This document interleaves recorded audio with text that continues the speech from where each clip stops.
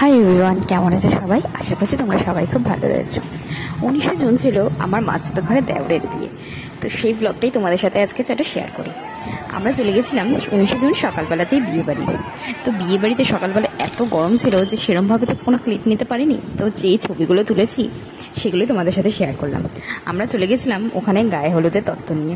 তো তত্ত্ব নিয়ে গিয়ে তো একটু ছবি তুলতেই হবে, যেখানে এত সুন্দর সেট আপ করা রয়েছে। জল ভরতেও গেছিলাম, কিন্তু এত গরম ছিল সেদিন, মানে আর বলার বাইরে আর কি। তারপরে এখন চলে আসলাম, দেখো সোজা সন্ধ্যাবেলা রেডি হয়ে গাড়িতে করে এখন যাচ্ছি আমরা বরযাত্রী যাওয়ার মজাটাই আলাদা। আর এই যে বর বেরোচ্ছে এখন।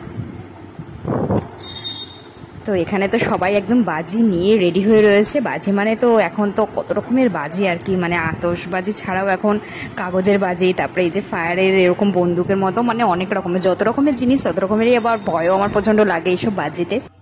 প্রথম যখন বরকে দিয়ে এটা ফায়ার করা হলো, এটা হলো না আর কি, একটা ব্লাস্টের মতো হলো। আমরা তো সবাই ভয় পেয়ে গেছিলাম, দেখো তোমরা। তো যাই হোক, প্রথমটা ফেল হওয়ার পর তারপরে এবার আমার বর ঠিক ফাটাতে পারলো আর কি। তো কার জিনিস কে ফাটায় আর কি। তারপরে বিয়েবাড়ির সামনে এসে প্রচুর বাজি ফাটানো হয়েছে।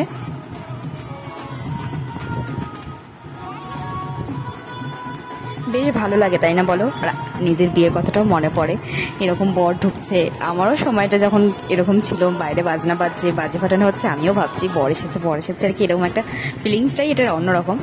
তো এখানে এখন বরকে বরণ করে ওরা ঘরে নেবে আর কি, ঘরে মানে আর কি লজের ভিতরে নেবে। তো সবাই এখানে প্রচুর ভিড় হয়ে গেছিলো। আর গরমটা মানে সেই সময় অস্বাভাবিক গরম ছিল বাবা। আমি তো প্রথমেই যখনই শুনলাম বিয়ে, তখনই ভাবছি এই গরমে কি করে কেউ বিয়ে করে বলো। বিয়ে বাড়িটা আমাদের এসি ছিল বলে অনেকটা রক্ষে।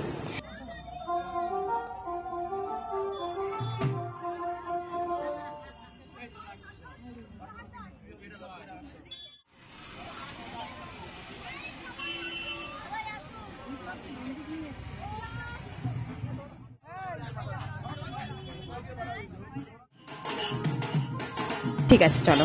তো এই যে আমি এখন আমার মিষ্টি একটা ননদের সাথে ছবি তুলছি, আর তার এই যে বর আর নির্ভর বসে রয়েছে। এইবার চলে আসলাম একটু স্ন্যাক্সের দিকে, স্ন্যাক্স ট্যাক্স খেয়ে নিলাম। আর এই যে বরকে পুরো একদম মানে র্যাপ করে দিয়েছে, বউকে যাতে দেখতে না পায়। আমার বেলা তো তাই হয়েছিল, ওদের বিয়ে দেখছি আর আমার তো আমার বিয়ের কথা শুধু মনে পড়ে যাচ্ছে, এত নস্টালজিক হয়ে যাচ্ছিলাম।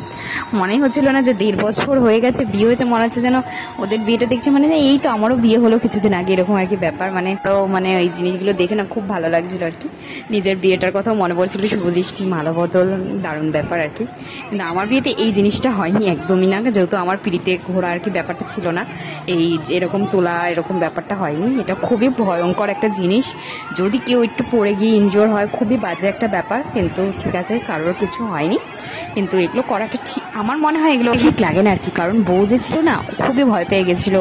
একটু ভয় পাওয়াটা স্বাভাবিক ব্যাপার। তো যাই হোক, সব কিছু ভালোভাবে হয়ে যাওয়ার পর এখন হচ্ছে ওদের মালা বদল। খুব ভালো লাগে যখন দেখি নিজেদের ভালোবাসার পূর্ণতার সাথে সাথে সব আশেপাশে সব এতদিনের ভালোবাসা যখন পূর্ণতা পায় না, খুব ভালো লাগে দেখতে। এরমভাবে সবার ভালোবাসাগুলো পূর্ণতা পাক পর এত সুন্দর একটা দিন ওদের আজকে, আলাদাই একটা ব্যাপার থাকে।